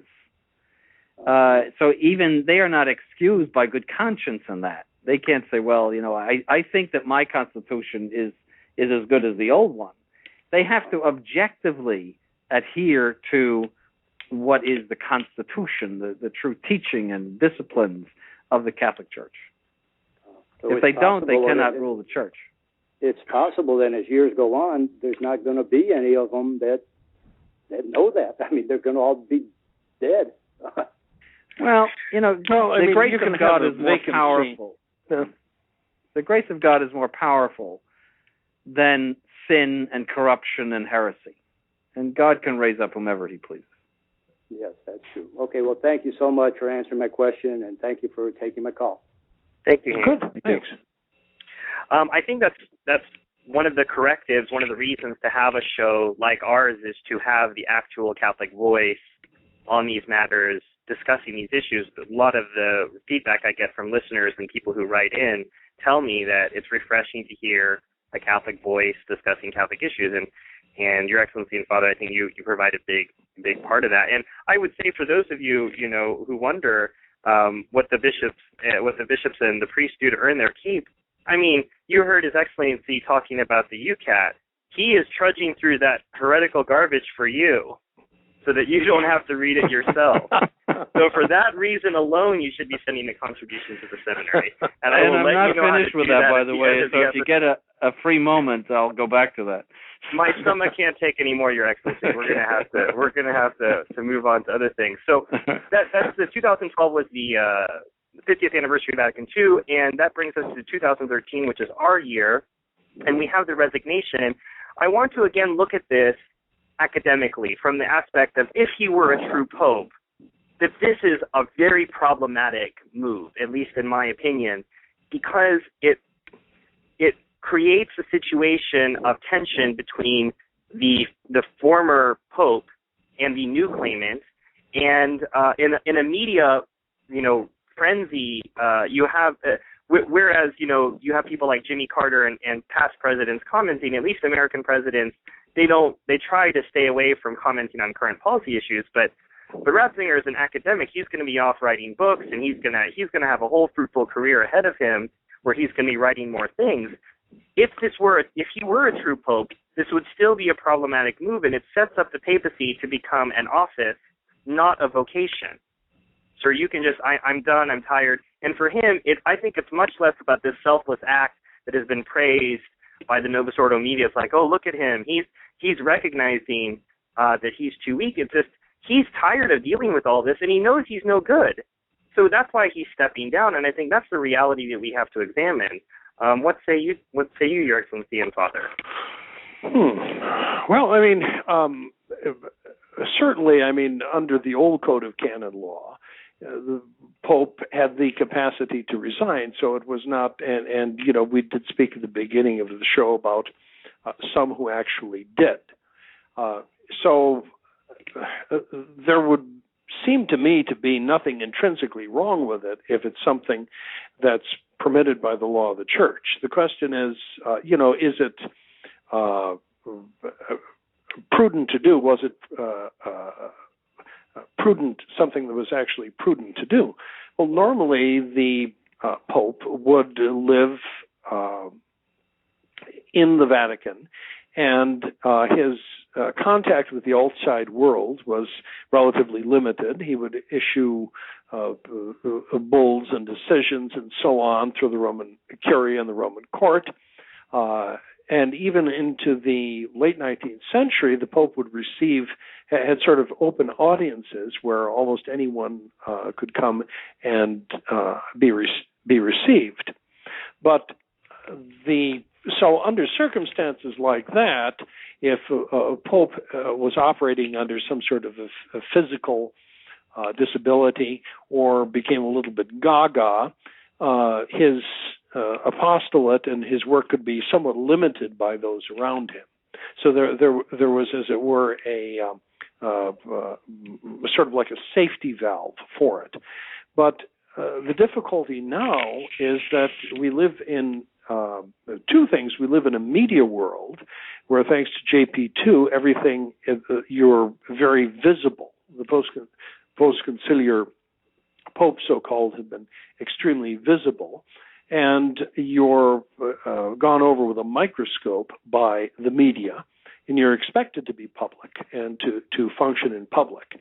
So there's that difficulty. If you're old and sick, you really can't do that effectively, and it gives the impression of you not being in control. And that was one of the impressions from the long illness of JP2, that he was not in control.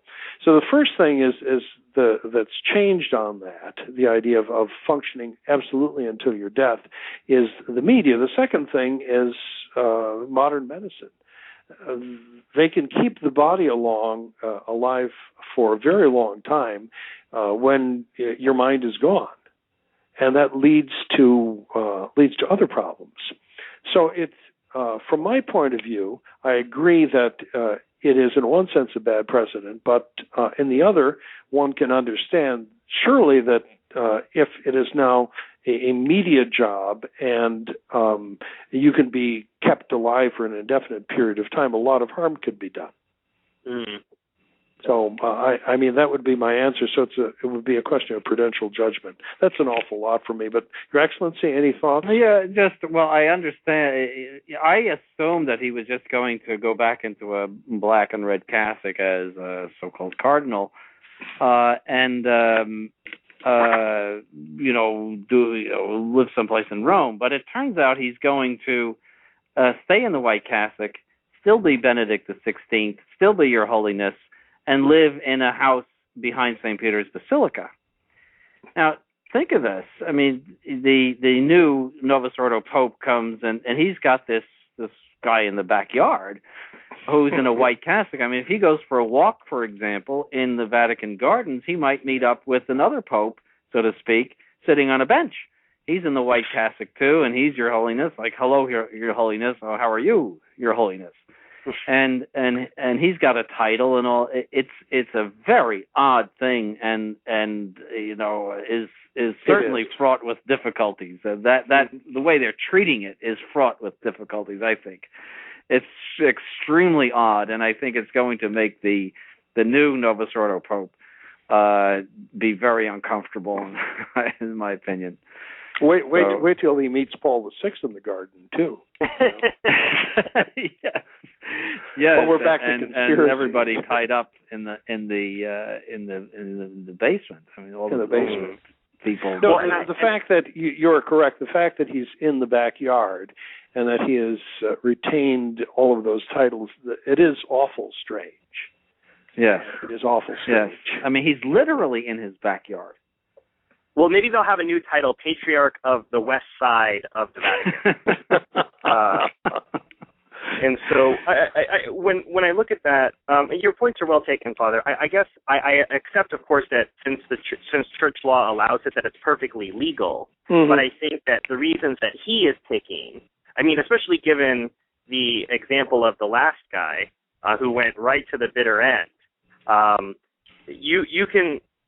I very much tend to look at the papacy as this vocation, as something that you are called to do, and that God will give you what you need, even in a media age, to continue. But I think that his reasons, I mean, he's not ending a schism. He's not trying to prevent the takeover of the Papal States.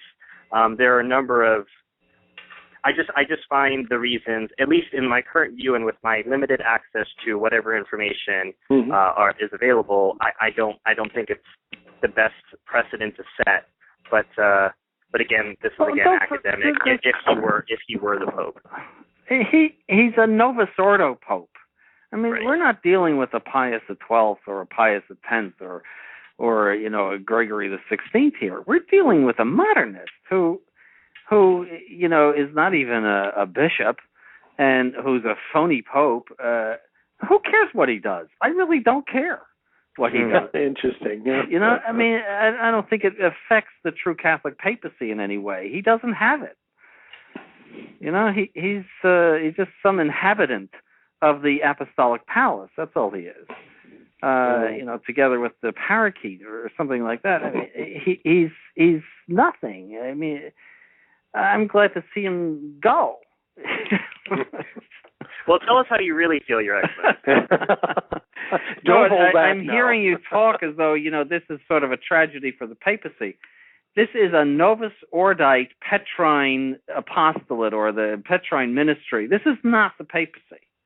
This is the head of the College of Bishops that rules the church, and he's the first among the bishops, as that UCAT says. And going back to that thing, yes. And he, what of it if he resigns? I don't care. Do you care? Your point's still taken, Your Excellency. Yeah. For those of you who are just joining us, you are listening to Restoration Radio. Our topic today is the legacy of Benedict XVI, the years 2005 through 2013. And our guests are His Excellency Bishop Donald Sanborn of Most Holy Trinity Seminary in Brooksville, Florida, and Father Anthony Cekada of St. Gertrude the Great Church in Westchester, Ohio. We've just got a few minutes left, Your Excellency and Father, and we've covered our timeline from 2005 to 2013. I really want to focus on two issues in the little over 10 minutes that we have left in the show, which is, what is the legacy going to say about his failure from 1988 to the present with the Society of St. Pius X, and for the vaunted hopes of the conservatives that he was going to come in and be the German Shepherd and clean house and be the bulldog, God's Rottweiler. Can you comment on those 2 points, SSPX and God's Rottweiler, in the long view as we come into the end of his non-papacy tomorrow? As regards SSPX, now it's clear it's a total failure. He tried from 88 onward through using all sorts of tricks and all sorts of inducements to get them to go along with the negotiations, and it's gone back and forth. And now, after his 8 years in office, it's come to nothing. And it is we could say in a sense that it's a failure of the ecumenism of Vatican II, because not only could he not reconcile, say, the Lutherans and bring them under the big tent, but he couldn't even do it with people who are professedly Catholic. So it's a failure on his part. And that's how history will record it. Heaven only knows what will happen in the future. I doubt any of his successors would have the interest in the issue of the Society of St. Pius X and reconciling them that Ratzinger did before and after his election. So it's a complete failure. Yeah, I also think that it's a failure in his attempt to give the stamp of approval to Vatican II by tradition. Again, that is the overriding theme, if not the main theme of his so-called pontificate. It was to give Vatican II credibility as something continuous and homogeneous with Catholic tradition. And part of his program was to get that approval for Vatican II and the whole reform movement from the traditionalists, from the successors of Archbishop Lefebvre, who was the loudest voice, certainly in the episcopacy, to say that something is deeply wrong with Vatican II, and to provide a worldwide apostolate against Vatican II. To have reconciled that would have made a very pretty package, to have had the hermeneutic of continuity, and now through the hermeneutic of continuity, we've reconciled these people who were disenchanted with Vatican II, and we're all very happy, and everything's wonderful. That was the program. We saw that, in that speech that we talked about, that 2005, Christmas of 2005 speech, which was quite early in his so-called pontificate. That was, I think, the overriding thing, the motu proprio, always presenting, wearing, for example, the Baroque vestments, the Baroque mitres. I mean, they must have had to dig into the bottom of the sacristan, the sacristy drawers to get out some of that stuff. We haven't seen that stuff since Pius XII. I think they broke into parts of the Vatican Museum, I'm sure. All of that image of this traditional person and cutting down on the topless business. If you notice, there was really very little of the, at least as far as he was concerned, not in general, but where, Vatican stuff, where you had, topless people and other outrageous, horrid things going on, that really got cut down severely.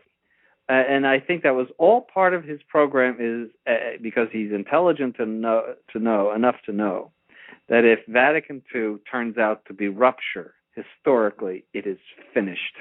Yes. So I think that the failure to reconcile them is a big, big failure for Ratzinger. I think it's a major failure. And it's a failure of ecumenism. There hasn't been a single group reconciled to the big tent since Vatican II, despite all sorts of participation in false worship, all sorts of compromises, the watering down of Catholic doctrine, heteropraxis, all sorts of evil things being done and permitted. No one has come near them. Well, that's not true, Your Excellency. Remember, we brought back the Anglicans. We didn't bring them back as a body. See, there hasn't been a single body of heretics or schismatics that has been brought back. And that's significant after 50 years of Vatican II. Certainly is. Well, then it's a failure. To the second question about him cleaning house, which that was your second question, wasn't it, Stephen? Yes, Father. And I mean, he hasn't. You still have, on a global basis, basically the same level of modernist theological error that you had before. A few people got the wrist slapped, but it's the same old thing. Well, then you have the appointment of Gerhard Müller too. I mean, if you're not just a staying in place, but moving forward by adding more villains. Sure. Yeah. And so it never happened.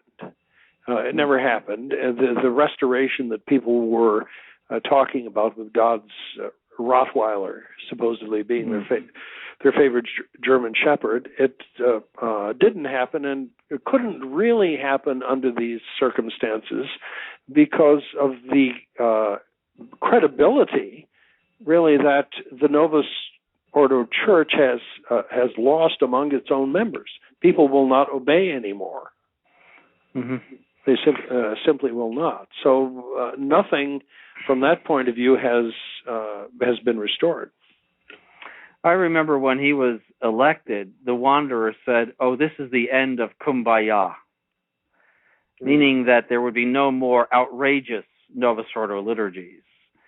And yet we have seen unbelievably outrageous liturgies, like the Bishop of San Francisco giving communion, those paparazzis again, with that picture giving communion to two homosexuals dressed up as nuns, sacrilegiously as nuns, and Schönborn with balloons, and various other. What was that one in Brazil? I think it was, where they had a clown mass with the traditional Roman vestments on, and But of course, that's the media council, so we can't count that. That's the media council. So I'm sorry for having brought it up. So it is not the end of Kumbaya. Kumbaya, for those who are not old enough, it was a typical song sung in the 1960s as part of the modernized liturgy. And so anybody that grew up in that era knows Kumbaya because they sang it all the time. It's I think a Swahili word which means "come near us" or something like that. So that was the end of Kumbaya. It was not. It was just more of the same corruption theologically, liturgically, and disciplinary corruption. I mean, all of the surfacing of scandals. I mean, look at the Cardinal of Edinburgh. I mean, it just how much more is going to surface from this whole period of corruption? Well, we'll just wait for the media to report on it, Your Excellency. Well, yeah, it's all media. It's the media. Here we are talking on the media too, so we must be involved in it. Part of the problem. Yeah. Well, again, thank you so much for your time, Your Excellency and Father. We've come to the end of our show. We did say this was the second of a three-part series. When we were conceiving of the idea for this series of shows, we said that we would do a short show after the conclave has ended, which is apparently going to start almost immediately after the resignation. So there was a notification yesterday that they don't have to wait 2 weeks, because the idea was we must have a pope in place by Easter Sunday, which again plays to this idea that you need to have this prop in place. It doesn't matter if it was the right guy or if it's the Holy Ghost inspiring it. We just have to have someone in place, which is this idea of a CEO election, unfortunately. But we are going to do a short show after the conclave with whatever documentation we can find on whoever the new claimant will be. So we don't know when that show will be, but it will be sometime probably in the next 2 to 4 weeks if they have their deadline in place under their locked keys, locked doors inside the Sistine Chapel. Let's hope they throw away the key. Yeah, hopefully throw away the key and, I would say some other uncharitable things. But now, Stephen, one question. Are you going to go out today, instead of with Palestrinus to Petrus, maybe with Kumbaya? Well, you refer to, the 60s.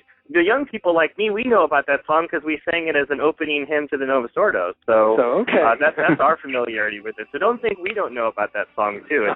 It's in there with all that Marty Hagen nonsense that has plagued my memories ever since. Well, we will unfortunately go out with much better music. Okay. Thank you all for joining us. For those of you who'd like to find out a little bit more about the work of Bishop Sanborn, Father Cekada, all of the things that they're talking about today, we talked about lots of different heresies and lots of different things.